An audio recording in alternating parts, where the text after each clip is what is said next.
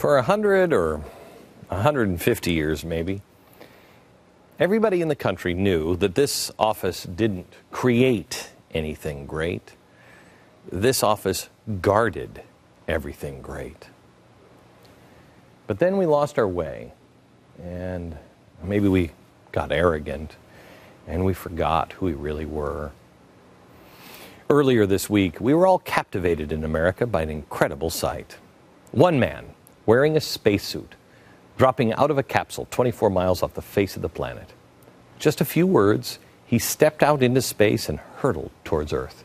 In a free fall, he moved faster than the speed of sound, almost 800 miles an hour. At one point, he was spinning out of control, so much that if he would have continued spinning, he would have passed out and eventually would have died. But with all of us watching and holding our breath, he was able to stabilize himself.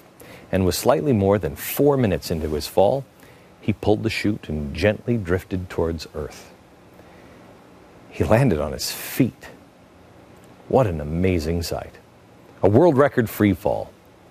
So who was this great discoverer of the heavens? An astronaut from NASA? Well, he was a skydiver, just a basic stuntman. He wasn't even an American, which kind of wrecked it there for me, for a while at least.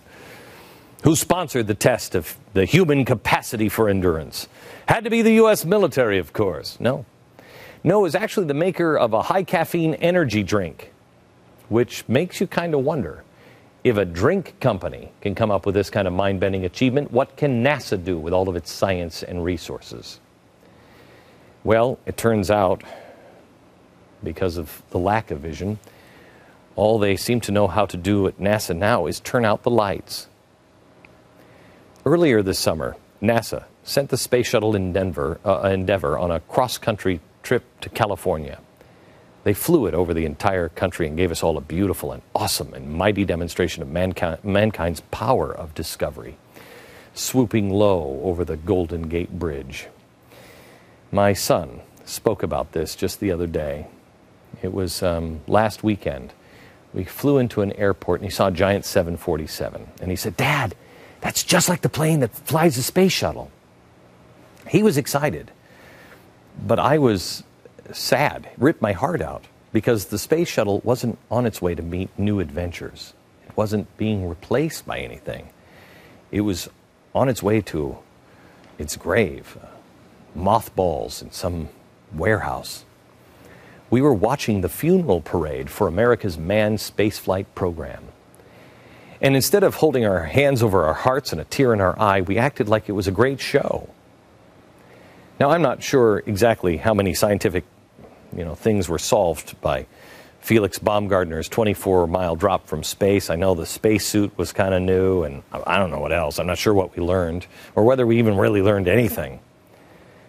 But at least someone was out there trying.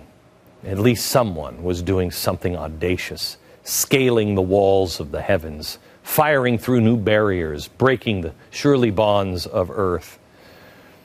The shuttle used to be our vehicle of discovery. It used to be the best example of America's leadership in space. It was American-run, American-owned. And now I don't know what we have to do. Do we have to hitch a ride with the Russians or the Chinese, if they'll let us on? We used to be the pioneers. And now we're putting our spacecraft into mothballs and giving up the role of leadership to others because we're told we can't afford it anymore. This is an abdication of leadership. And America, hear me clearly, it's a lie. If a small beverage company can get a man 24 miles up from the surface of the earth and have him drop to the earth like a stone safely, we can be part of mankind's ongoing exploration of the heavens and everything else. Surely we can do more. We can do better than we do today. John F. Kennedy was the one who said we should go to the moon. He worked at this desk, and he challenged the nation's top scientists to put a man on the moon and return him safely in 1 decade's time. The genius of Kennedy's charge wasn't that it was just big, wasn't that it was just bold. It represented a choice. We could have chosen to be less, to do less, to settle for lesser things. But Kennedy understood that Americans don't settle. We climb mountains and pierce space. We set big goals precisely because we believe we should achieve them and we can achieve them. It's true that we don't always succeed. But the men who have always sat behind this desk and worked in this room, they didn't get elected to play small ball. They were trusted to put America on a path of greatness, a path of exploration, a path of discovery. When a president, any president, limits our ambition, tells us you can't make it, and actually puts an end to the single greatest act of discovery we can undertake, it's not just a violation of the mission of this office, it's a violation of the principles that have made this country great. I don't know if you felt this way, but I thought it spoke volumes that my son and children all around the country were captivated by the man who fell from space. I don't think we've seen that for quite some time. It reminded me of my childhood. My son wanted to learn more about him. How did he do it? Here's the good news, America. Children are still dreaming, they're still curious, and they're still hoping that life will be filled with new horizons. And I got news for you. It will be. As long as their parents, the adults of this country, don't disappoint them. Let's bring back our own sense of the possible. Help me. Join me on my journey to restore hope by discovering new American dreams. The best has yet to come.